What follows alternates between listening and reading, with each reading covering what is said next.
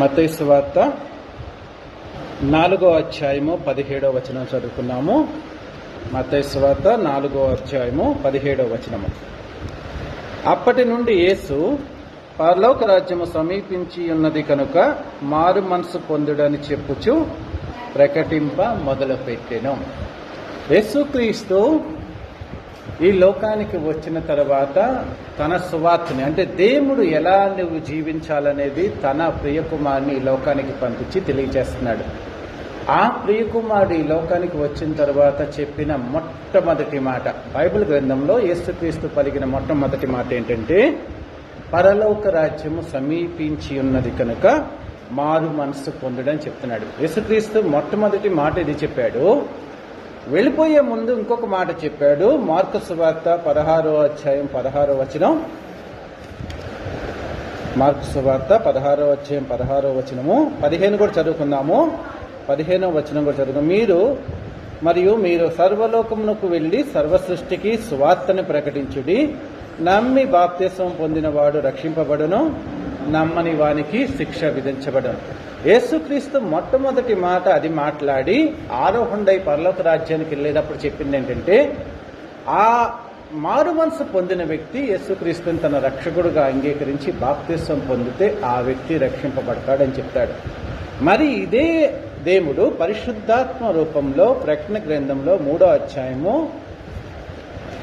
అధ్యాయంలో ఆత్మ సంఘములతో చెప్పుచున్న మాట చెవిగలవాడు వినుగాక అని లవోదికేయ సంఘానికి చెప్తూ 19వ వచనంలో ఒక మాట చెప్తాడు.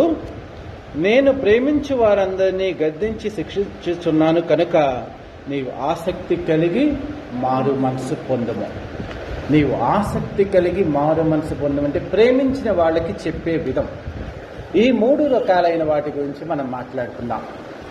యేసుక్రీస్తు మొట్టమొదటిగా ఏం చెప్తాడు? పరలోక రాజ్యం సమీపిస్తుంది కాబట్టి మీరు మారు మనసు పొందండి. అంటే మీ మనస్సుని ఈ లోకంలో ఉన్న ఆలోచనలు, లోకంలో ఉన్న అంటే గతంలో మీరు జీవించిన జీవిత విధానానికి వ్యతిరేకంగా నిజమైన దాన్ని, సత్యమైన దాని వైపు మీ ఆలోచనలు మార్చుకొని యేసుక్రీస్తుని మీ రక్షకుడుగా అంగీకరించండి అని సువార్త చెప్పబడుతుంటే ఆ సువార్తని నువ్వు వినాలి. విని నీ యొక్క గత ప్రవర్తన నుంచి మారు మనసు పొందంటే నీ మనస్సుని మార్చుకోవటమే మారు మనసు. అంటే గతంలో చేసిందే చేయటం అనేది మారు మనసు కాదు, కానీ గతంలో మనం జీవించిన విధానానికి భిన్నముగా దేవుడు చెప్పినట్లుగా జీవిస్తుంటే నీ మనస్సు మారినట్లు. ఒకప్పుడు నేను కోపిష్ఠుడిని అయి ఉండొచ్చు, కానీ దేవుడిని నమ్ముకున్న తర్వాత నేను ఎదుటోళ్ళ మీద కోప్పడతాం కాదు, కానీ నన్ను ఎవరు తిట్టినా కానీ దాన్ని సహించి ప్రేమను చూపించి దేవుడు ప్రేమించమన్నాడు కాబట్టి అతన్ని ప్రేమించి అతడితో దయగా మాట్లాడి అతను తిట్టినా ఓర్చుకొని దేవుడి వాక్యాన్ని ప్రకటించి అతడు దేవుడి మార్గాన్ని తెలుసుకొని దేవుడి యందు భయభక్తులు కలిగిన వ్యక్తిలాగా అతన్ని నువ్వు తీర్చిదిద్దడానికి ప్రయత్నించడమే మారు మనసు. అంతేగాని అదే నైజాన్ని జీవితం చివరి దాకా నువ్వు కొనసాగించినట్లయితే అది మారు మనసు కాదు, బైబిల్ సంబంధించిన మారు మనసు కాదు. అలాంటి మారు మనసు పొందకుండా ఉండటానికైతే దైవాది దేవుడు ఆకాశం నుంచి దిగివచ్చి నీకు ఈ మారు మనసుని ప్రకటించాల్సిన అవసరం లేదు అన్న సత్యాన్ని తెలుసుకోండి సంగమా. యేసుక్రీస్తు చెప్పిన మారు మనసు ఏంటంటే పరలోక రాజ్యానికి ప్రవేశించటానికి అర్హత కలిగిన మారు మనసు. అంటే పరిశుద్ధుడు నివసించే ఆ పరిశుద్ధుడైన దేవాది దేవుడు కోట్ల కొద్ది దూతలతో ప్రశంసించబడుతూ పరిశుద్ధుడని కొనయాడబడే ఆ పరలోక రాజ్యంలో నీవు కూడా ఉండాలంటే నీ మనసుని మార్చుకొని మారు మనసు పొందాలి అని చెప్పాడు. యథాలాపంగా ఈ లోకంలో మనం మారు మనసు పొందడం కాదు, పరలోక రాజ్యంలో ప్రవేశించదగినంత గొప్ప మారు మనసు పొందాలి అని చెప్పాడు. అదే మరి మార్కు సువార్త 16:16 ఏం చెప్పాడు? 15:16 సర్వ సృష్టికి వెళ్ళి సువార్త ప్రకటించండి, నమ్మి బాప్తిసం పొందాలి. ఎప్పుడైతే నీవు యేసుక్రీస్తుని నువ్వు నిజదేవుడని నమ్ముతావో నీ మనసు మారుతుంది. నీ మనసు మారిన తర్వాత దేవుణ్ణి బ్రతిమలాడతావు. దేవా, నేను పాపాత్ముణ్ణి, నా ఆలోచన విధానం మంచిది కాదు కాబట్టి నన్ను పరిశుద్ధుడిగా చేయి దేవా అని చెప్పి యేసుక్రీస్తుని ఏ వ్యక్తి అయితే వేడుకొని తన పాపాలను ఒప్పుకొని మారు మనసు పొంది దేవుడి యందు విశ్వాసం ఉంచి బాప్తిసం తీసుకుంటాడో ఆ వ్యక్తి రక్షింపబడతాడు అని యేసుక్రీస్తు సిలువలో చనిపోయి మనందరికీ రక్షణ ఇచ్చిన తర్వాత చెప్పిన వాక్యం అది. నమ్మి బాప్తిసం పొందువాడు రక్షింపబడును. అంటే ఎవరైతే యేసుక్రీస్తును తన నిజమైన దేవుడిగా అంగీకరిస్తారో వాడు రక్షింపబడతాడు, పరలోక రాజ్యంలో ఉంటాడని చెప్తాడు. మరి మూడోది చూసాము మనం, లవోదికేయ సంఘంతో ప్రకటన గ్రంథంలో 3వ అధ్యాయం చివరిలో చూసాము. అక్కడేం చెప్తాడు? ఆయన ప్రేమించే వారిని గద్దించి శిక్షించుచున్నాడు గనుక ఆసక్తి కలిగి మారు మనసు పొందు. దేవుణ్ణి మనమంతా నమ్ముకున్నాము. మనందరికీ చెప్పేదే ఈ వాక్యము. నీ జీవిత విధానం పైన 7 సంఘాలతో, ప్రతి సంఘంతో చెప్తా ఉంటాడు. ఎఫెసు సంఘం దగ్గర నుంచి లవోదికేయ సంఘం దాకా ఒక్కొక్క ఆత్మీయ సంఘంలో ఉన్న ప్రతి వ్యక్తి జీవిత విధానాన్ని స్పష్టంగా చెప్పి, ఈ విషయాలు బాగున్నాయి మీలో, ఈ విషయాలు బాగోలేదు, ఈ విషయాలు సరి చేసుకోండి, నేను నీకు జీవ కిరీటాన్ని ఇస్తాను, లేదా దీపస్తంభాన్ని ఇస్తాను, తెల్ల రాతిని ఇస్తాను, నా రాజ్యంలో నీకు సింహాసనాన్ని ఇస్తానని చెప్తావు. ఈ లవోదికేయ సంఘంతో ఏం చెప్తాడంటే, నువ్వు నన్ను నమ్ముకున్నావు కాబట్టి నీకు ప్రేమతో చెప్తున్నాను, ఆసక్తి కలిగి మారు మనసు పొంది దేవుడికి ఇష్టమైన బిడ్డలాగా జీవించు అని చెప్తాడు. ప్రియమైన దేవుని బిడ్డలారా, యేసుక్రీస్తు నుంచి నా నుంచి కోరుకునేది ఏంటంటే మారు మనసు. అది నిరంతరము ఉండాలి. ఒకరోజు మనం దేవుణ్ణి మన రక్షకుడుగా, మన దేవుడుగా, మన యొక్క ప్రభువుగా, మన తండ్రిగా అంగీకరించిన దినాన్ని కాదు, కానీ ఆ దినము మొదలు పెట్టుకొని ఎప్పుడైతే దేవుణ్ణి నువ్వు మారు మనసు మార్చుకోవటం నేర్చుకున్నావో ఆ క్షణము నుంచి నీ అంతరంగములో ప్రతి దినము నువ్వు ఒకరోజే స్నానం చేస్తావా? పుట్టినప్పుడే కాదు కదా, చివరి దాకా ప్రతి దినము నువ్వు స్నానం చేస్తూ నిన్ను నువ్వు శుభ్రపరచుకుంటూ ఎప్పటికప్పుడు నిన్ను నువ్వు మంచి మంచి వస్త్రాలు ధరించి నీ జీవితంలో ముందుకు కొనసాగుతూ ఉంటావు కాబట్టి నీ కుటుంబం వాళ్ళు ప్రేమించగలుగుతారు. ప్రతి వ్యక్తి నిన్ను దగ్గరికి ఆహ్వానిస్తారు. అలా కాకుండా ఒక్కసారి మనం స్నానం చేసి శుభ్రంగా ఉండి 1 వారం 10 రోజులు ఎటువంటి బట్టలు కూడా మార్చుకోకుండా, స్నానం చేయకోకుండా ఉంటే ఏ వ్యక్తి మనల్ని దగ్గరికి రానిస్తాడు? ఏ దగ్గరికి రాదు కదా. మారు మనసు అన్నది నిరంతర ప్రక్రియ. ఎప్పటికప్పుడు మన జీవితంలో, మన మనసులో, మన అంతరంగంలో, మన ఆలోచనలో మనకి ఎదుటి వ్యక్తి నుంచి ఇహలోక మాలిన్యం మన మనసుని పాపంలోకి లాగుకోకుండా, దేవుడికి వ్యతిరేకమైన పనులు చేయకోకుండా నిరంతరమును వాక్యాన్ని ధ్యానం చేసుకుంటూ దేవుడితో నడుచుకోవటం మూలంగా దేవుడికి వ్యతిరేకమైన ప్రతి లక్షణము నీకు తెలుస్తూ ఉంటే ఆ లక్షణాల్ని ఆ రోజు నాడు నువ్వు జయించడానికి దేవుడి శక్తితో ప్రయత్నించడమే మార్పు చెందటము అని దేవాది దేవుడు చెప్తున్నాడు. ప్రియమైన దేవుని బిడ్డలారా, ఒక భార్యాభర్తలు ఉంటారు. పెళ్ళైన కొత్తలో కొంచెం వాళ్ళకి నచ్చిన జీవిత విధానం, వాళ్ళు వేరే కుటుంబం నుంచి వస్తారు, వీళ్ళు వేరే కుటుంబం నుంచి వస్తారు. కాబట్టి ఇద్దరు అర్థం చేసుకోవడానికి చాలా కాలం పడుతుంది. కానీ భర్త ఏం కోరుకుంటాడు? నా భార్య నాకు చెప్పినట్లుగా, నాకు నచ్చినట్లుగా, నేను ప్రేమించేటట్లుగా తన ఆలోచన విధానాన్ని మార్చుకొని నన్ను అర్థం చేసుకుంటే బాగుండు అనుకుంటాడు. భార్య ఏమనుకుంటుంది? నన్ను ప్రేమగా చూసుకోవాలి, నన్ను అర్థం చేసుకోవాలి, నన్ను వేరే ఇంటి నుంచి వచ్చాను కదా, నా ఆలోచన విధానం వేరు కదా, నా బంధువులు అంతా వేరు కదా, ఈ ప్రపంచమే నాకు కొత్త కదా, ఇలాంటి ప్రపంచంలోకి వచ్చినప్పుడు నన్ను ప్రేమగా నాకు అర్థమయ్యేటట్లు చెప్పి, నాకు కావలసినవన్నీ అర్థమయ్యేటట్టు చెప్పి తన కుటుంబంలో ఇమడటము, తనతో ఎలాగో సఖ్యతగా ఉండటము అని ప్రేమ చూపించి నన్ను మార్చుకొని తన ఇంటిలో యోగ్యమైన వ్యక్తిగా, కీర్తించదగిన వ్యక్తిగా నన్ను మార్చుకోవటానికి తను సహాయం చేయాలి కదా అని అతని నుంచి కోరుకుంటుంది. అంటే లౌకికమైన మన జీవితంలోనే భార్యాభర్తల బంధంలో ఒకళ్ళని అర్థం చేసుకుని, ఒకళ్ళని గౌరవించుకొని, ఒకళ్ళని ప్రేమించి వాళ్ళ జీవితకాలం అంతా సంతోషంగా జీవించాలి, అందరి చేత కొనియాడబడాలని కోరుకుంటున్నప్పుడు అలాంటి ఆధ్యాత్మిక బంధంలో దేవుడు కూడా తనతో నీవు సంతోషంగా ఉండాలని, తను చెప్పిన మాట వినాలని, తనని ప్రేమించాలని, తను ప్రేమించినట్లుగా నువ్వు జీవిస్తే నిన్ను ఆశీర్వదించాలని దేవాది దేవుడు కూడా నీ నుంచి కోరుకోవటం అనేది ఆత్మీయ బంధంలో తప్పు కాదు కదా. సర్వోన్నతుడైన దేవుడు నీ కొరకు ప్రాణాన్ని అర్పించాడు. నిన్ను నన్ను నీతిమంతుడిగా తీర్చిదిద్దడం కోసం సిలువ మీద తన విలువైన ప్రాణాన్ని ఆకాశం నుంచి దిగివచ్చి అర్పించాడు. ఈ లోకంలో మన కోసం ఎవరైనా ఏమన్నా చేస్తారా? ఏం చేస్తారు? మహా అయితే మనకు కావాల్సిన సమకూర్చగలరే కానీ నీకు ఆరోగ్యాన్ని ఇవ్వలేరు, నీకు సంతోషాన్ని ఇవ్వలేరు, నీ జీవితంలో శాంతిని ఇవ్వలేరు, నీ జీవితంలో ఉజ్వలభరితమైన అత్యుత్తమైన స్థాయిలో ఉండేటట్లుగా ఏ వ్యక్తి తీర్చదిద్దలేదు. కానీ నీకు కావలసిన వనరులను మటుకు ఇల్లు ఇవ్వగలరు, ఆస్తి ఇవ్వగలరు, నీకు కావాల్సిన సహాయం తీసుకెళ్ళి అక్కడ నింపగలరు, నీకు పెళ్లి చేయగలరు, లేకపోతే నేను చదివించగలరు. అంతేగాని అత్యుత్తమైన స్థానంలో తీర్చిదిద్దలేదు కదా. కానీ దేవాది దేవుడు నువ్వు ప్రియముగా ప్రాణప్రదముగా నువ్వు అంగీకరించి ఆయన చెప్పినట్లుగా జీవించినట్లయితే నిన్ను అత్యుత్తమమైన స్థానంలో ఉంచి ప్రపంచంలో నువ్వు కొనియాడబడేటట్లుగా ఉంచగలిగిన సర్వోన్నతుడైన దేవుడిని నువ్వు బలమైన నమ్మకముతో ఆయన్ని నమ్ముకోవాలి. అది చెప్పింది. పరలోక రాజ్యంలో నువ్వు స్థానాన్ని పొందగలిగినంత మారు మనసు నువ్వు పొందుకోవాలని మొట్టమొదటి తన ప్రేమ సందేశాన్ని తెలియచేశాడు. పరలోక రాజ్యము సమీపిస్తుంది, మారు మనసు పొందండి. ఈ మారు మనసు నిన్ను పరలోక రాజ్యానికి తీసుకెళ్ళాలి. ఈ మారు మనసు దేవుడి యొక్క రాజ్యంలో ఆయనతో పాటు సదాకాలం నువ్వు జీవించే యోగ్యతని ఇవ్వాలి అని చెప్పి తను ఆత్మీయమైన కోణంతో చెప్పాడే గాని క్యాజువల్గా మన లక్షణాలు చిన్న చిన్న లక్షణాలని మార్చుకోవడం కాదు. చిన్న చిన్న లక్షణాలని మార్చుకుంటూనే నువ్వు పరిపూర్ణమైన స్థితిలోకి వెళ్ళాలి అని దేవుడు చెప్తున్నాడు.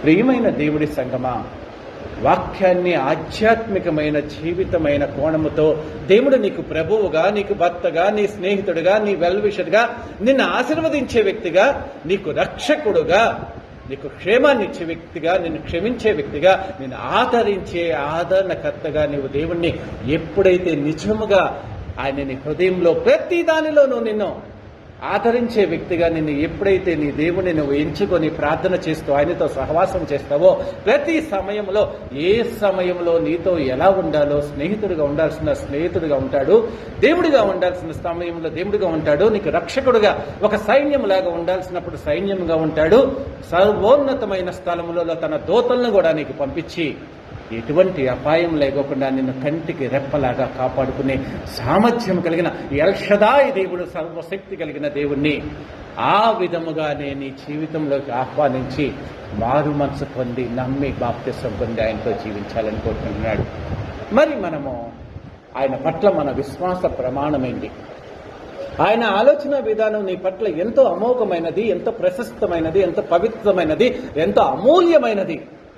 ఆయన ప్రేమ వివరించలేము. అందుకనే అగాపే ప్రేమ అంటారు. ఆయన కృప నిరంతరము సర్వకాల సర్వావస్థల్లో నిన్ను ప్రేమించే దేవుడిగా, ఆది అంతంలో కూడా నిన్ను ప్రేమించే దేవుడిగా, అగాపే దేవుడిగా, అనంతమైన తన ప్రేమని ప్రకటింపచేసే దేవుడిగా ఉండి ఈ లోకానికి నీ కొరకు నా కొరకు మానవుడిగా వచ్చాడన్న సత్యాన్ని తెలుసుకోండి. అలాంటి దేవుడు నిన్ను మారు మనసు పొందమంటున్నాడు. మనము పొందిన మారు మనసులు ఏమంటే 3 రకాలైన మారు మనసులు చూసాం మనము. దేవుడు మారు మనసు పొందాలి, పరలోక రాజ్యానికి వెళ్ళగలిగిన మారు మనసు పొందమని ఆయన సువార్త ప్రారంభించాడు. చనిపోయి తిరిగి లేచిన తర్వాత మార్క్స్ సువార్త 16వ వచనంలో నమ్మి బాప్తిస్వం పొంది రక్షింపబడే స్థితిలో నీకు మారు మనసు ఉండాలి. అంటే నమ్మి బాప్తిస్వం పొందడం కాదు, కానీ ఎప్పటికప్పుడు నిన్ను పరివర్తన చేసుకుంటూ నిరంతర ప్రక్రియలాగా మనసుని మార్చుకుంటూ దేవునికి ఇష్టమైన బిడ్డలాగా తీర్చిదిద్దటం. అలాగే ఆత్మీయ జీవితంలో నువ్వు పడిపోయినప్పుడు లవోదికయ సంఘానికి చెప్పినట్లుగా నిన్ను నీవు ఎప్పటికప్పుడు దేవుడు ఏదైనా హెచ్చరించినప్పుడు, ఒక వాక్యం ద్వారా నువ్వు టీవీలో చూస్తూ ఉంటావు, ఒక వాక్యం నేను హెచ్చరించవచ్చు, లేకపోతే ఒక పాట పాడుతూ ఉంటారు, అది చూసినప్పుడు కూడా నీ మనసులో తరించిపోవచ్చు. నీకోసమే నేను జీవించాలి అని నిర్ణయించుకున్నాను దేవా అని పాట పాడుతుంటే ఆ వాగ్దానం, ఆ చేసిన మాట మీద దేవుడి కోసం నిలబడే వ్యక్తిగా నీవు ఉండేటట్లుగా స్థిర నిశ్చయం చేసుకోవాలి. నీ కొరకే నా జీవితం అని మనం పాటలు పాడుతున్నాం, కానీ జీవితాంతం నువ్వు దేవుడి కోసం నీ జీవించగలవా లేదనేది దేవుడికి ప్రమాణం చేసే ముందు 1కి 2 సార్లు కాదు 100 సార్లు ఆలోచించుకోవాలి. మనిషికి ఇచ్చిన మాట మనం తప్పొచ్చు, కానీ దేవుడితో అప్రమాణముగా మనం నోటితో చారి ఏ ప్రమాణమో చేయకూడదు. నీతో నేను జీవితాంతం జీవిస్తాను, నీతోనే నా జీవితం అంటామే, కానీ మన జీవితంలో ఎన్ని రోజుల్లో ఆయనకి రోజులో ఎంతసేపు ఇస్తాము, ఎంత సమయం ఇస్తాం చెప్పండి? ఎంత సమయం? మహా అయితే పావు గంట, అర్ధగంట, బాగా దేవుడితో ఉండేవాళ్ళు అయితే 2 గంటలు. లేదు, పరిశుద్ధాత్మతో అన్యోన్యమైన సహవాసం కలిగిన వాళ్ళైతే తమ హృదయ అంతరంగంలోనే పరిశుద్ధాత్మని నింపుకోగలిగి ఉంటారు. కాబట్టి దేవుడి చిత్త ప్రకారం వాళ్ళ జీవితంలో ప్రతిదీ నడుస్తూ ఉంటారు. కాబట్టి వాళ్ళు మాత్రమే దేవుడితో నిరంతరము జీవించగలరు. ఏంటంటే మోషేలాగా నువ్వు జీవించగలుగుతూనే దేవుడితో సజీవ యాగముగా ఆయనతో సమర్పణ జీవితం ఉంటేనే దేవుడితో జీవించగలవు. లేకపోతే ఒక సమూయేలాగా జీవించగలిగితేనే జీవించగలవు. లేకపోతే ఒక పేతురు, ఒక అపోస్తలుడైన పౌలులాగా జీవించాలని నా జీవితం ఆయన కొరకే అని నిర్ణయించుకుంటేనే మనం జీవించగలం. కానీ మామూలుగా ఆయన కోసం జీవించడం అనేది మన జీవితంలో ఆదివారం చర్చికి వస్తున్నామే, కానీ ఆదివారం అయినా సంతోషంగా 100% హృదయపూర్తిగా సంతోషంగా నేను నా దేవుడి సన్నిధానంకి వెళ్ళాలి, ఆయన దగ్గర నాకు సంతోషం ఉంది, నీ సన్నిధిలో సంపూర్ణమైన సంతోషం ఉన్నది, నీ సన్నిధిలో ఆశీర్వాదాలు ఉన్నాయి, నీ సన్నిధిలో దీవెనలు ఉన్నాయి అని చెప్పి మనస్ఫూర్తిగా 100%, 100% కమిట్మెంట్ ఎంతమంది వస్తున్నారో మీ మనసుల్ని మీరు పరిశీలించుకోండి. దేవుడి సన్నిధిలో సంతోషం ఉన్నది, దేవుడి యొక్క సన్నిధిలో ఆశీర్వాదాలు ఉన్నాయి, దేవుడి సన్నిధిలో పరిపూర్ణమైన శాంతిని నీకు ఇచ్చి తన వాక్కుని, తన సన్నిధిని ప్రకాశింపచేసి తన యొక్క దేవుడి యొక్క తేజస్సుతో నిన్ను నింపగలిగిన సన్నిధిని మనపూర్వకంగా నీవు ఎప్పుడైతే నమ్మగలుగుతావో అప్పుడు దేవుడితో నీ సహవాసం అత్యద్భుతంగా ఉంటుంది. దేవుడి యొక్క ఆత్మతో నడిపింపబడిన వ్యక్తుల యొక్క జీవిత విధానాలు బైబిల్ గ్రంథంలో మనం చదివితే ఎంతో శ్రేష్టమైన వ్యక్తుల్లాగా కనబడతారు. కానీ మన జీవితాల్లో అటువంటి స్థానం ఇవ్వాలంటే దేవుడి చేత నువ్వు ఏర్పరచుకున్న సాధనంగా నియమింపబడితేనే మాత్రమే దేవుడి సేవని చేయగలవు, దేవుడి కోసం జీవించగలవు, దేవుడి కోసం ఈ జీవితంలో నువ్వు ఏదైనా చేయగలిగిన సమర్థుడైన వ్యక్తిగా ఉంటావని దేవుడు చెప్తున్నాడు. మరి ఈ మారు మనసు గురించి మనం మాట్లాడుకున్నాం. ప్రియమైన దేవుని బిడ్డలారా, మారు మనస్సు, మన మనసు మారటం. మన మనస్సు మారటం అంటే నీ నోటి నుంచి వచ్చిన ప్రతి మాట నువ్వు ఆచరించటమే మారటం. ఒక వ్యక్తితో నేను ఒక మాట మాట్లాడతాను, అరే తప్పు, అబద్ధం ఆడగాకరా అని చెప్తాం. అబద్ధం ఆడగాకరా అని నువ్వు ఎదుటి వ్యక్తికి చెప్పడం ఈజీనే, కానీ నీ జీవితంలో పాటించడానికి ఎంత కష్టమో తెలుసా? ఒక ఇంట్లో ఎవరైనా తల్లిదండ్రులు పిల్లల్ని కొడుతుంటే, అమ్మ అలా కొట్టకూడదమ్మా, ప్రేమగా చూడండి, ప్రేమగా పలకరించండి, ప్రేమతో వాళ్ళని మార్చండి అని చెప్తాం.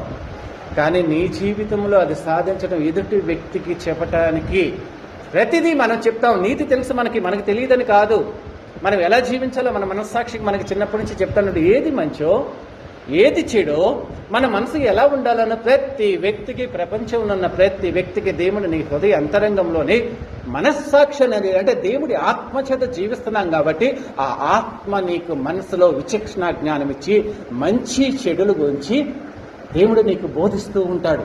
ఇది మంచి, ఇది చెడు, ఇది మంచి, ఇది చెడు అని చెప్తుంటే మనము విచక్షణ, అంటే ఆ విచక్షణతో ఏది మంచి ఏది చెడు అని తెలుసుకోగలం.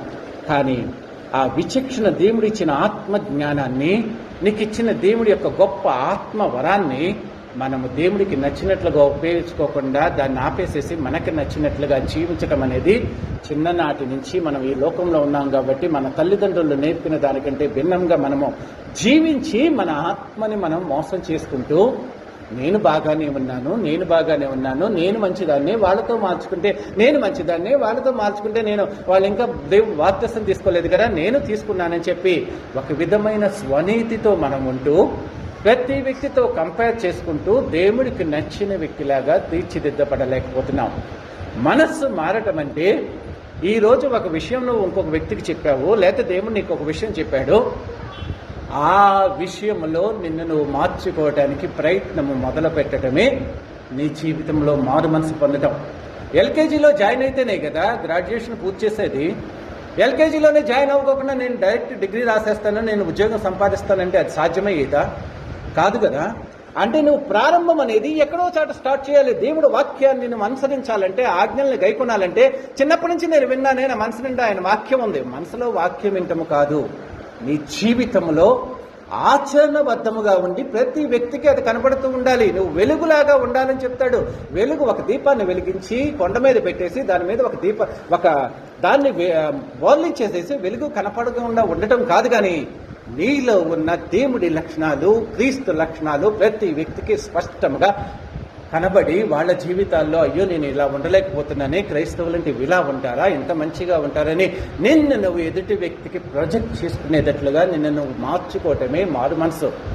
అలాంటి జీవిత విధానం ఉండటానికి నేను వెలుగని దేవుడు చెప్పాడు. నాలో ఎటువంటి చీకటి లేదు. నాతో ఎవడైతే అన్యోన్య సహవాసం చేస్తాడో కూడా వాడు కూడా చీకటిలో నడవకోకుండా వెలుగులో నడిచి వెలుగుమయమైన తేజస్సునిచ్చే వ్యక్తిలాగా ఉంటాడని చెప్పాడు. మనస్సు మార్చుకోవటం అంటే, మారు మనసు పొందటం అంటే, ఆ చెప్పిన దేవుడు చివరిలో సిలువలో చనిపోయి పునరుత్థానుడై ఆకాశంలోకి వెళ్ళేదాకా ఎలాంటి జీవితాన్ని జీవించాడు, ఎంత ప్రేమను చూపించాడు, తండ్రి మాట విన్నాడు, నీ కొరకు నా కొరకు ప్రాణత్యాగం చేశాడు, ఇతరులను దూషించలేదు, ఇతరులను క్షమించాడు, ఎంత కరుణా హృదయుడుగా నీ దేవుడు ఈ లోకంలో ఈ మాట మారు మనసు పొందండి అని చెప్పిన దేవుడు తన యొక్క జీవిత విధానములో ఎంత అత్యద్భుతమైన దేవుడి కుమారుడుగా జీవించాడో అలాంటి జీవితాన్ని నువ్వు నేను జీవించాలని దేవుడు కోరుకుంటున్నాడు. అంత అత్యద్భుతమైన దేవుడి యొక్క లక్షణాలు కలిగిన పుణికి పుచ్చుకొని దేవుడిని అనుసరిస్తూ దేవుడి పోలికలో రూపాంతరము చెందిన నీవు దేవుడి లక్షణాలతో జీవించాలని దేవుడు చెప్పి, అదే మారు మనసు అంటే. అలాంటి లక్షణాలని నువ్వు కలిగి ఉండాలంటారు. ఈ మారు మనసు గురించి ఎగ్జాంపుల్గా బైబిల్లో దేవుడికి చెప్పినయే చెప్పుకుందాం మనము, వేరే యొద్దు. కానీ మత్తయి సువార్త 22వ అధ్యాయంలో 21వ అధ్యాయము, మత్తయి సువార్త 21వ అధ్యాయము 28 నుంచి 31 వరకు చదువుకున్నాము. మత్తయి సువార్త 21వ అధ్యాయము 28 నుంచి 31. మీకేమి తోచుచున్నది? ఒక మనిషికి 2 కుమారులుండిరి. అతడు మొదటి వాని యొద్దకు వచ్చి, కుమారుడా, నేను పోయి ద్రాక్ష తోటలో పని చేయమని చెప్పగా వాడు పోను అని ఉత్తరం ఇచ్చిన గాని పిమ్మట మనస్సు మార్చుకొని పోయెను. అతడు 2వ వాని యొద్దకు వచ్చి ఆ ప్రకారమే చెప్పగా వాడు, అయ్యా, పోదునని గాని పోలేదు. ఈ ఇద్దరిలో ఎవరు తండ్రి ఇష్ట ప్రకారము చేసిన వాడని వారిని అడిగను. అందుకు వారు, మొదటి వాడే అనడు. యేసు, సుంకరులను వేశ్యలను మీకంటే ముందుగా దేవుడి రాజ్యంలో ప్రవేశించుదురని మీతో నిశ్చయముగా చెప్పుచున్నానంటాడు. యేసుక్రీస్తు బైబిల్ గ్రంథంలో ఏది చెప్పినా ఇద్దరిని తీసుకుంటాడు ఉదాహరణగా. ఆయన చెప్పిన ప్రతి ఉపమానంలో 2 ఉంటారు. ఇక్కడ ఒక తండ్రికి 2 కుమారులు ఉన్నారు. 2 కుమారులు ఉంటే మొదటి కుమారుడికి వెళ్తాడు, కుమారుడా, ఈరోజు ద్రాక్ష తోటకెళ్ళి పని చేయి, పొలంలో పని చేయి అంటే అడంటాడు, నేను వెళ్ళనంటే వెళ్ళను అని చెప్పేసేసి వెళ్ళిపోతాడు బయటికి. ఇతడు వెళ్ళనన్నాడు కదా అని చెప్పేసేసి 2వ కుమారుడు దగ్గరికి వెళ్ళి, కుమారుడా, ద్రాక్ష తోటకెళ్ళి పని చేయమ్మా మన పొలంలో అంటే, వెళ్తాను నాన్న అని చెప్పి ఇతడు బయటికి వెళ్ళిపోయాడు. ఇద్దరు బయటికి వెళ్ళిపోయాడు. ఫస్ట్ అతనేమో నేను వెళ్ళనన్నాడు, నేను వెళ్ళనని కోపంతో వెళ్ళిపోయాడు. కానీ బయటికి వెళ్ళిపోయాక, అయ్యో నాన్న ఈరోజు పొలానికి వెళ్ళట్లేదు, తనకు బాగోలేదేమో, తను నన్ను వెళ్ళమన్నాడు కదా, నాకు చెప్పాడు కదా, 2వ అతనికి చెప్పలేదు ఇంకా అప్పటికి, నాకు చెప్పాడు కదా, నన్ను ప్రేమించాడు కదా, తన బదులు నన్ను పని చేయమన్నాడు కదా అని చెప్పి బయటికి వెళ్ళిపోయాక తను, అయ్యో నేను కోపంగా మాట్లాడాను, మా నాన్నకి బాధ కలిగించాను, మా నాన్న నేను అర్థం చేసుకోలేదని బయటికి వెళ్ళిపోయాక మనసు మార్చుకొని మళ్ళీ వచ్చి వెళ్తున్నానన్న విషయం తండ్రికి చెప్పలేదు. కానీ అంటే వెళ్ళనని చెప్పి అతను బాధ పెట్టాడు కాబట్టి ఆ తండ్రికి మొహం చూపించలేక వెళ్ళిపోయి పొలానికి వెళ్ళిపోయి పనిచేస్తాడు. ఆ రోజంతా పనిచేస్తాడు. కానీ 2వ వ్యక్తి ఏం చేస్తాడంటే, వెళ్తాను నానా అని లోపల నుంచి ఇంటి నుంచి బయటకు వస్తాడు. కానీ వెళ్తానని చెప్పేశాడు కదా, మా నాన్న నమ్ముతాడు. వాడు వెళ్ళనన్నాడు, నేను వెళ్తానన్నాను అంటే మా నాన్న దృష్టిలో నేను మంచోడిని అయిపోయాను, వాడు దుర్మార్గుడుగా ఉన్నాడు, నేను మంచోడిని అయిపోయానని చెప్పి అక్కడ మంచిగా నటించి బయటకు వచ్చాక వాడు వెళ్ళడం. దేవుడు ఇదే ఉదాహరణని యేసుక్రీస్తు తన నోటితో చెప్పాడు. వెళ్ళను అన్న వ్యక్తి తన తండ్రి మీద మనసు అంతరంగంలో ఉన్న ప్రేమని తలుచుకొని ఆయన్ని ప్రేమించి వెళ్ళి కష్టపడి పనిచేసొస్తాడు. వెళతాను అని నటించే వ్యక్తి తండ్రి ప్రేమతో వెళ్తాను నాన్న, చేస్తాను నాన్న, నీకోసమే నేను జీవిస్తాను నాన్న అని చెప్పి బయటికి వెళ్ళిన వ్యక్తి వెళ్ళలేదు. వీళ్ళిద్దరిలో ఎవరు మంచివాడు, ఎవరు తండ్రిని ప్రేమించిన వ్యక్తి అని చెప్పి దేవుడు అడిగితే అక్కడున్న వాళ్ళంతా ఏం చెప్తారంటే, మొదటి వాడే అన్నారు.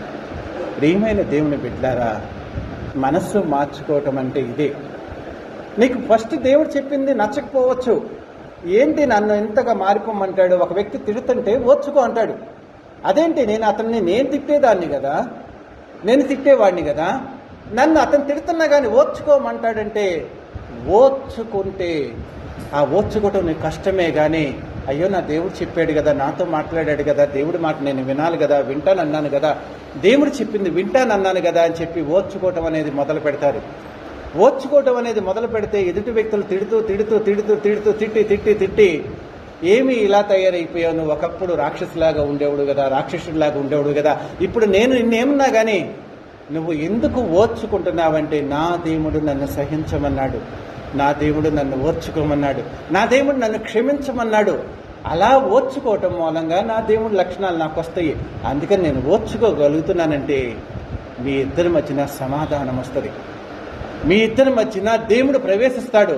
నీ దేవుడి యొక్క గొప్పతనాన్ని ఆ వ్యక్తి తెలుసుకోవటానికి నీవు ఆస్పదముగా దేవుడి స్వార్థని నీ యొక్క జీవిత విధానం ద్వారా చూపించే వ్యక్తిలాగా నువ్వు మార్చబడతావు.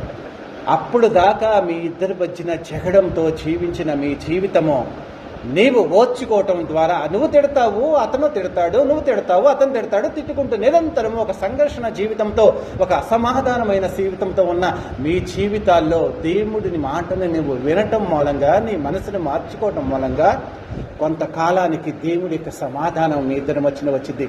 ఆ రోజు నుంచి నీ మనసులో అశాంతి అనేది ఉండదు. దేవుడి మాట వినటం ఫస్ట్ కష్టమే కావచ్చు, కానీ ఆ మాటను నీవు ఆచరణలో పెట్టడం మూలంగా దేవుడు నీ జీవితంలో పరిపూర్ణమైన సంతోషాన్ని తీసుకొస్తాడు, పరిపూర్ణమైన ఆనందాన్ని తీసుకొని వస్తాడు.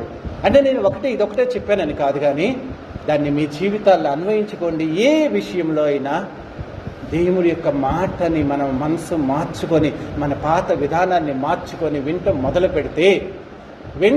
పెడితే దాని మూలంగా కాలక్రమేణా దేవుడు నీ మనసుని నిజంగా నువ్వు మారావా లేదా? నిజముగా ఇది నటన జీవితమా, లేకపోతే వెళ్తానన్నావు మార్చుకుంటానన్నావు కానీ మార్చుకోవటమేనా, లేకపోతే నిజముగా మనసు అంతరంగంలో దేవుడికి విధేయతగా ఉండాలి, దేవుడిని ప్రేమించారు అని చెప్పి ఉండాలని చెప్పేసేసి నీ జీవితాన్ని చూసినప్పుడు ఎదుటి వ్యక్తి యొక్క మనసుని మార్చగలిగిన శక్తి దేవుడి కుమారుడికి మాత్రమే ఉంది. కాబట్టి యేసుక్రీస్తు అతడి జీవితంలో కార్యం చేసి మారుస్తాడు. అందుకని చివరికి ఏమడుగుతాడు కింద, ఇందులో ఎవరు దేవుణ్ణి ప్రేమించిన వ్యక్తి అంటే మొదటి వాడే అంటారు. ప్రియమైన దేవుని బిడ్డలారా, మన స్వభావం దేవుడికి ఇష్టమైనది కాదు. మన స్వభావం మన కుటుంబ సభ్యులతో వాళ్ళకి విధేయత చూపించే స్వభావం కాదు. కానీ నీ దేవుడు నిన్ను ప్రేమించమంటున్నాడు, నీ దేవుడు నిన్ను సహించమంటున్నాడు, నీ దేవుడు నిన్ను క్షమించమంటున్నాడు, నీ దేవుడు దీనత్వం కలిగి నీ జీవితంలో తగ్గింపు గుణము కలిగి ఒకానొక రోజు నాడు దేవుడు నిన్ను హెచ్చించేటట్లుగా జీవించమంటున్నాడు అని నీ దేవుడి యొక్క ఆజ్ఞల్ని, నీ దేవుడి యొక్క మనసును తెలుసుకొని అలా జీవిస్తే దేవుడు తనకిష్టమైన బిడ్డలాగా నిన్ను అంగీకరిస్తాడు. నీ మనస్సు మార్చుకుంటేనే దేవుడు నిన్ను తనకిష్టమైన బిడ్డలాగా అంగీకరిస్తాడు అన్న సత్యాన్ని తెలుసుకోండి. ఇది మొదటిది. రెండోది వచ్చేటప్పటికల్లా లోకాసు వార్త 15వ అధ్యాయంలో ఇక్కడ ఇద్దరు కుమారులు వస్తారు. ఒక తండ్రికి ఇద్దరు కుమారులు ఉంటారు. 11వ వచనం నుంచి మీరు తర్వాత చదువుకోండిలే, చివరి దాకా ఉంటుంది. ఇద్దరు కుమారులు ఉంటారు ఒక తండ్రికి. ఇద్దరు కుమారులు, ఒక తండ్రి ఏమో తండ్రి పని చూసుకున్న ఒక పెద్ద కుమారుడు ఉంటాడు. చిన్న కుమారుడు ఇష్టానుసారంగా తిరుగుతూ, తండ్రి నా ఆస్తిలో నాకు వచ్చే వాటా అంతా ఇచ్చేస్తే నేను వెళ్ళి బిజినెస్ చేసుకుంటానంటే ఆ తండ్రి అతనికి వాటా ఇచ్చేస్తాడు. నీ వాటా అంతా తీసేసుకో అంటే వెళ్ళిపోయి వేరే దేశానికి వెళ్ళిపోయి స్నేహితులతో తిరిగి ఇష్టానుసారంగా తిరిగి జల్సాలకి వాడుకొని డబ్బంతా అవచేసేసుకుంటాడు. చివరికి తినటానికి తిండి లేక పందులు కాసే ఒక ఓనర్ ఇంట్లో ఉండి ఆ పందుల్ని మేపుతూ పందులు తినే పొట్టుతో జీవిస్తూ ఉంటాడు.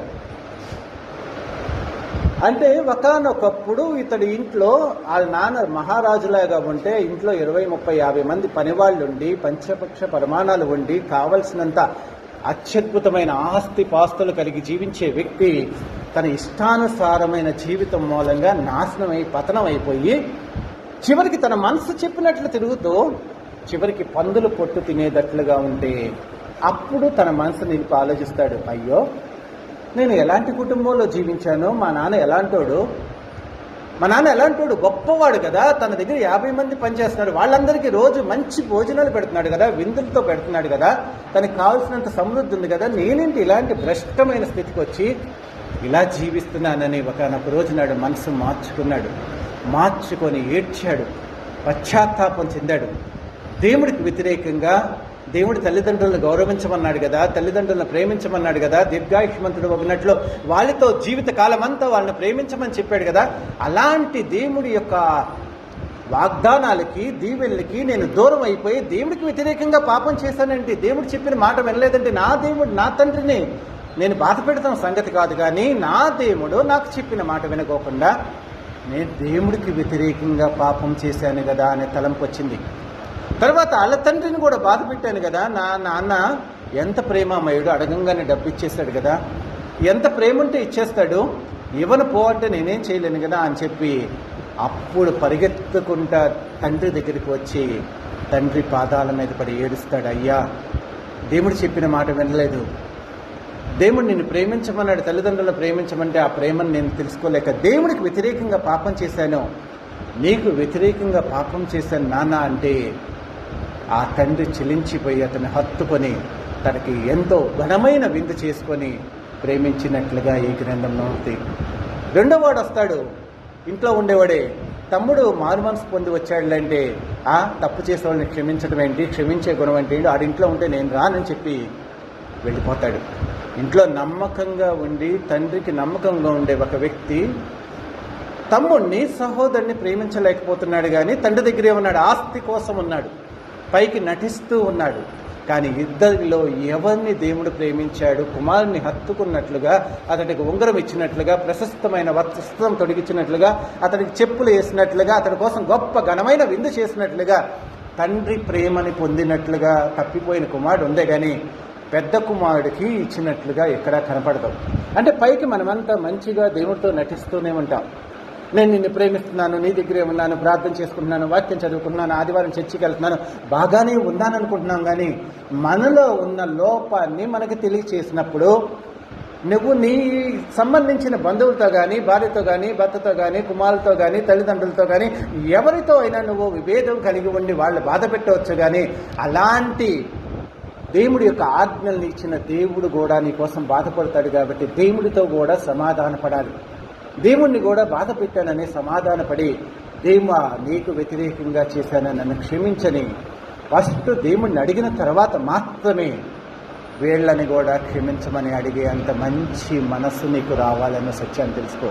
ప్రియమైన దేవుని బిడ్డారా, మనస్సు మారటం అంటే నేను సృష్టించిన సృష్టికర్త దేవుడితో అయితే ఈ లోకంలో జరిగిన ఎవడో చూస్తాం లేదు అనుకోవచ్చు. కానీ నీకు ఆజ్ఞలు ఇచ్చి, నిన్ను ప్రేమించి, నిన్ను సజీవమైన శిల్పంలాగా ఈ లోకంలో చెక్కి నిన్ను జీవించడానికి యోగ్యతను ఇచ్చి, నీకు ఆరోగ్యాన్ని, సంతోషాన్ని, కుటుంబాన్ని, బాంధవ్యాన్ని అన్నిటిని ఇచ్చి నిన్ను జీవింపచేసే దేవుడు కూడా నిన్ను ప్రతి విషయంలో అడుగుతున్నాడని, నేను నన్ను చూస్తున్న దేవుడి ఎదురుగా పాపం చేశానని ఒప్పుకునే అంత మంచి మనసు దేవుడితో కూడా సమాధానపడాలని చెప్తుంది.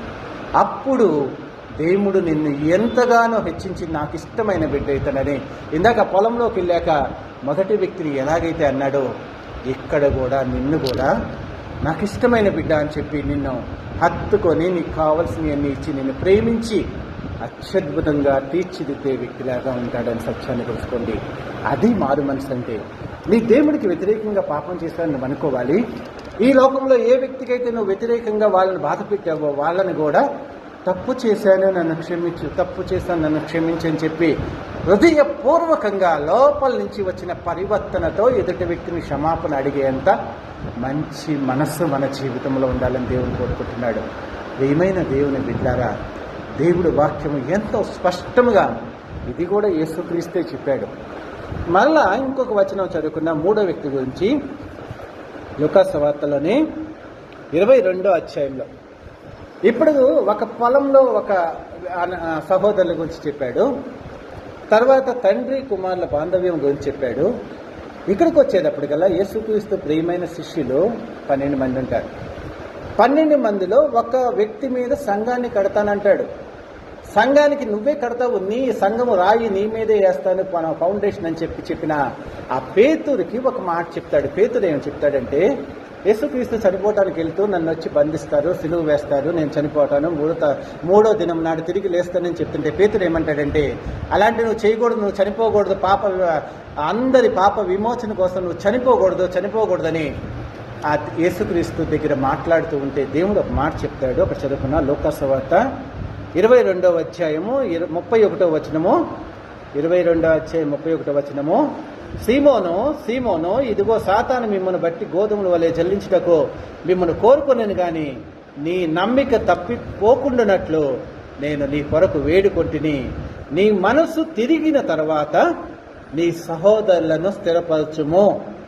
అయితే అతడు, ప్రభువా, నీతో కూడా చల్లోనికి కానీ మరణానికి కానీ వెళ్ళుటకు నేను సిద్ధంగా ఉన్నానని ఆయనతో అనగా, ఆయన పేతురు, నీవు నన్ను ఎరుగునని ముమ్మారు చెప్పు వరకు నేడు కోడి కూయదని నీతో చెప్తున్నాను. 3.5 సంవత్సరాలు యేసుక్రీస్తుతో ప్రియమైన శిష్యుడిగా, అంటే యోహాన్ తర్వాత పేతురు ముఖ్యమైన శిష్యుడిగా యేసుక్రీస్తుతో ఎన్నో అద్భుత కార్యాలు చూశాడు, ఆశ్చర్యకార్యాలు. చనిపోయిన వ్యక్తులను బ్రతికిస్తున్నా, సముద్రాన్ని గద్దిస్తున్నా, తుఫాన్ని గద్దిస్తున్నా, సముద్రం మీద నడిచి వెళ్ళేటట్లు అధికారం ఇచ్చినా కానీ అలాంటి పేతురు ఏమంటున్నాడంటే, నేను నీకోసమే జీవిస్తాను, నేను నీకోసం చచ్చిపోతాను. కానీ ఏమంటాడు? ప్రభువా, నీతో కూడా చెరలోకి మరణానికి వెళ్ళుటకును సిద్ధంగా ఉన్నానని చెప్తుంటే, లేదు సీమోను, లేదు పేతురు, నన్ను ఎరుగునని నువ్వు ముమ్మారు అబద్ధం చెప్తావు. నీ మనసు మారిన తర్వాత నువ్వు మార్చబడిన సహోదరుని స్థిరపరచు అని చెప్తాడు. ఎంత గొప్ప దేవుడు కదా! ఇతని కోసం దేవుడు ప్రార్థన చేస్తున్నాడు, మార్పు చెందాలని. ఇతడిగా మార్చుకునే గుణము, శక్తి కావాలని దేవుడు ఇతని కోసం ప్రార్థన చేస్తున్నాడు. ప్రియమైన దేవుని బిడ్డలారా, మీరు నేను కూడా దేవుణ్ణి నమ్ముకున్న తర్వాత మన లోకంలో దేవుడిని ఎరుగునని ఎన్నోసార్లు దేవుణ్ణి అబద్ధమాడి, దేవుణ్ణి అమ్మివేసి, దేవుడి కోసం జీవించుకోకుండా లోకంలో మనకు నచ్చిన వాళ్ళని సంతోషపరచాలని ఎన్నోసార్లు జీవిస్తూ ఉంటే, దేవుడు తన ఆకాశం నుంచి ప్రార్థన చేస్తూ ఉంటాడు, నీకోసం ఆ బిడ్డకి శక్తి నువ్వు, ఆ బిడ్డకి నీ యొక్క పరిశుద్ధాత్మ శక్తితో దేవా నువ్వు అతన్ని బలపరచు, నాలో స్థిరంగా ఉండేటట్లు, అతన్ని కొనసాగేటట్లుగా ఆత్మీయ జీవితంలో అతనికి కావాల్సిన శక్తిని దేవుడు నీ కోసం ప్రార్థన చేస్తూ ఉంటాడు అన్న సత్యాన్ని తెలియజేయడానికి దేవుడు ఇక్కడ చెప్పాడు. నేను నీ కోసం ప్రార్థన చేస్తున్నాను పేతురు, అయినా నువ్వు తప్పిపోతావు కానీ మనసు మారిన తర్వాత నన్ను అనుసరించు అని చెప్తాడు.